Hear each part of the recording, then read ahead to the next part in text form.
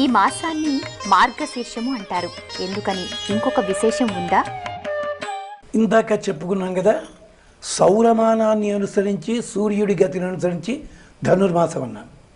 మన తెలుగు వాళ్ళకి చాంద్రమానము. అంచేత చంద్రుడు ఒక్కొక్క నక్షత్రముతో కలిసి ఉన్నప్పుడు వచ్చే పౌర్ణమి ఏ నెలలో ఉంటుందో ఆ నెల ఆ పేరుతో నడుస్తుంది. ఇక్కడ మృగశిర నక్షత్రంతో చంద్రుడు కలుస్తాడు. అంచేత మృగశిర సంబంధమైంది కనుక మార్గశీర్షము. ఇది విశేషం. తమాషా ఏమిటంటే మృగశీర్ష నక్షత్రం పద్మావతి అమ్మవారి నక్షత్రం, స్వామిది శ్రవణ నక్షత్రం. ఇది కూడా ఒక విశేషం.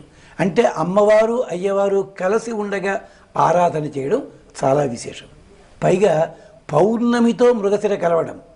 పౌర్ణిమ చంద్రుడు కదా, చంద్ర వంశము లోపల